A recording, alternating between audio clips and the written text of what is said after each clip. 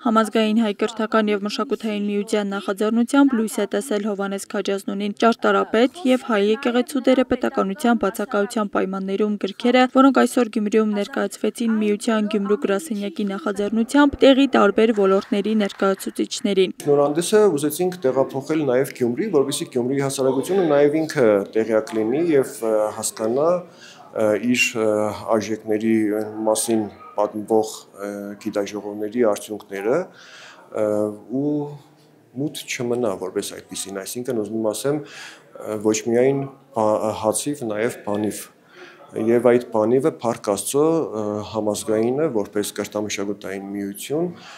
իր ուսերին առել է։ Գրքերի շնորհանդեսը միտված էր վերարժևորելու մեր պատմության առանցքային դեմքերին եւ ինստիտուտներին, որոնք շարունակել են կերտել ազգային ինքնությունը նաեւ պետականության բացակայության պայմաններում։ Այն ժողովուրդները, ազգերը, ովքեր գալիս են պատմությունից, այսինքն հրաշալի իմանալով իրենց պատմությունը,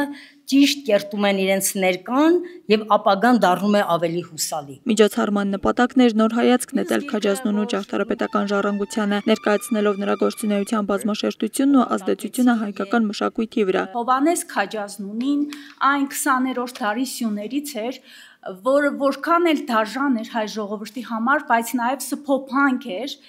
եւ փարոս էր, որը ուղղորդում էր ճանապարհ էր ցույց տալիս մյուսներին։ Քաջազնունին որպես առաջին հանրապետության առաջին վարչապետ հիմնակարային ազդեցություն է ունեցել նաև Գյումրու ճարտարապետության մեջ։ Ամենահայտնի նշանավոր գործերից մեկը Քաջազնունու գտնվում է այսօր Գյումրիում։ Ալեքսանդրապոլի շրջանում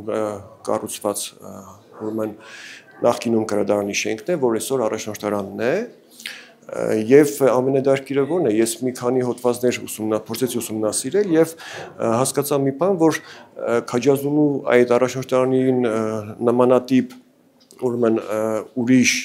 մյուս մնացած կառույցները, որ կառուցվել են, ասենք քաղաքապետարանը, կողքի շենքը եւ այլն, բոլորը նմանեցրել են Քաջազնունու կլոր այդ հատվածին։ Հատուկ անդրադարձ կատարվեց հայ առաքելական եկեղեցու առանցքային դերին այն դարավոր ժամանակահատվածում, երբ հայերը չունեին պետականություն։ Նշվեց, որ եկեղեցին եղել է ինքնության պահպանման եւ համայնքային կազմակերպման կենտրոն, կրթության, մշակույթի, բարեգործության ու ազգային ինքնագիտակցության միավորող առանցք։ Ժամանակաշրջանը այն 600 տարին է, որ չենք ունեցել պետականություն,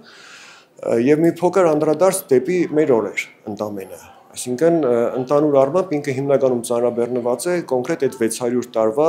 պետականության բացակայության տարիներին։ Հիմնականում սա է մեխը եւ հուսամ, որ նաեւ ցուցիչ է մեր օրերին։ Համազգային միությունը շարունակաբար գործում է ազգային ինքնության պահպանման եւ արժեհամակարգային դաստիարակության դաշտում։ Գյումրու գրասենյակի ղեկավար կազմը ընդգծեց, որ նման հանդիպումները կկրեն շարունակական բնույթ։ Աստղիկ Խաչատրյան, Խանովանիսյան, այսօր։